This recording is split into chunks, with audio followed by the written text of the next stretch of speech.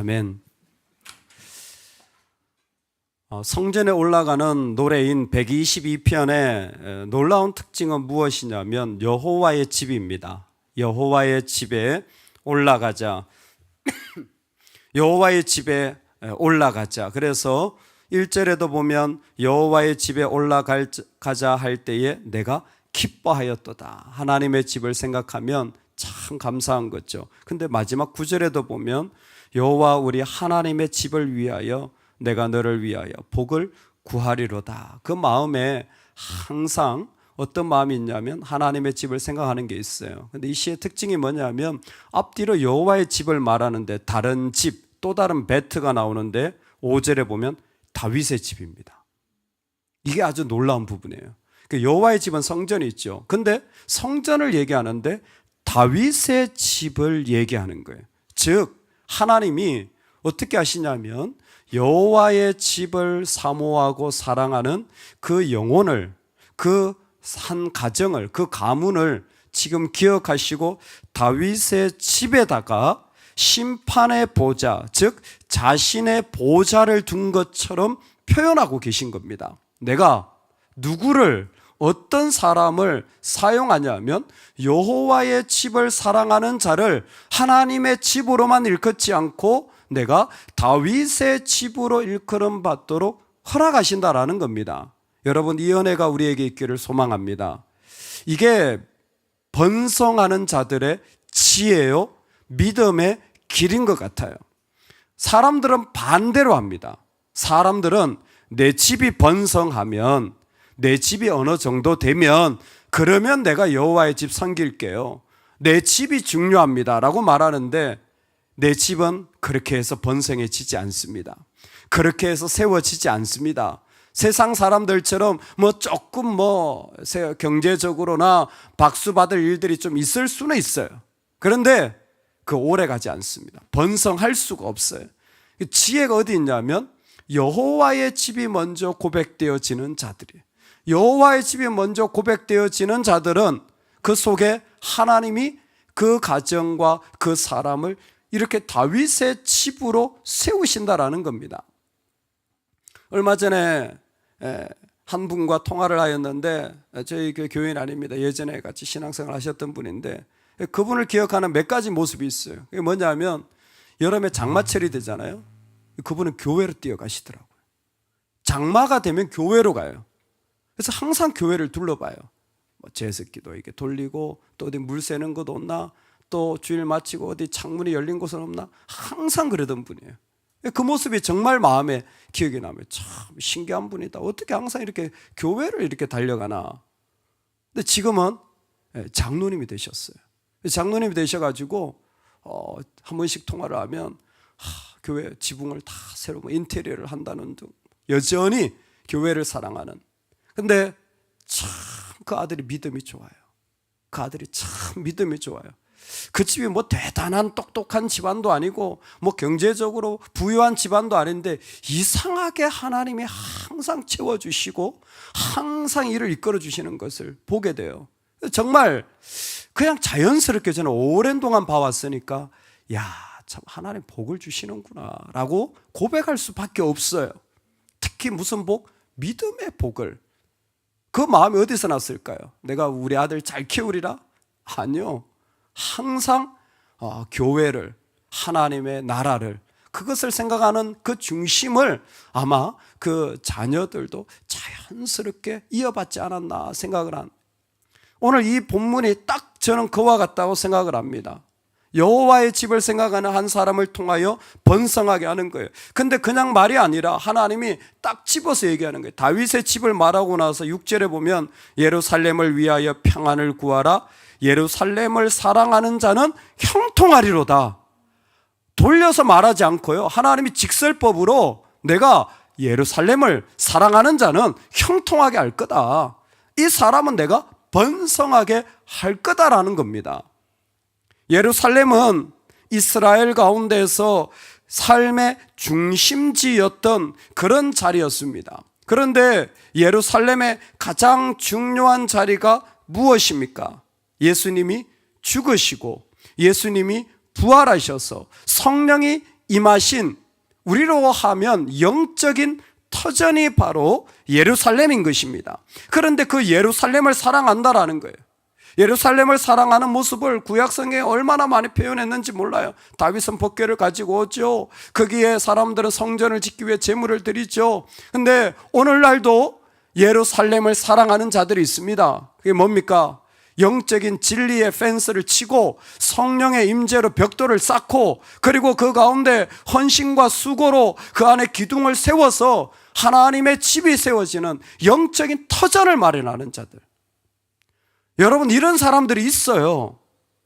내 믿음, 내 삶, 내 비전, 이게 아니라 사람들이 살아갈, 아이들이 살아갈 영적인 터전을 마련하기 위하여 내 삶을 드리는 자들이 있습니다. 완전히 달라요. 항상 관심이 어디 있냐면 하나님의 자리가 어떻게 일어날까? 하나님의 사람들이 어떻게 세워질까? 하나님의 사람들이 어떻게 그 가운데 하나님 앞에서 살아날 수 있을까라는 영적인 터전을 세워가려고 하는 자들. 할렐루야. 이게 예루살렘을 사랑하는 자들이에요. 이 사람들이 예루살렘을 사랑하는 자들이, 그 마음으로 항상 어떤 삶에 있든지 간에, 어떤 자리에 있든지 간에 그 곳을 하나님 앞에 그렇게 올려드리려고 노력하는 거예요. 정말 이 가정이 복이 있는 거예요. 이 사람이 복이 있는 거예요. 이 사람은 하나님이 안 될래야 안 될 수가 없게 하시는 거예요. 직분의 문제가 아니라고 했습니다. 그 마음이 이런 하나님의 터전을 준비하려고 하는 자리에 저와 여러분이 가 있기를 소망합니다. 여러분, 이제는 좀 옮겨져야 됩니다. 이제 이만큼 은혜 받고 이만큼 축복을 받았으면, 그리고 믿음의 가정에서 이 정도 은혜를 받았으면요, 확실하게 내가 하나님의 영적인 터전을 마련하는 자리에 도장을 꽉 찍어야 돼요. 우리는 삶의 끝없는 문제에 시달리게 될 겁니다. 그건 안 사라져요.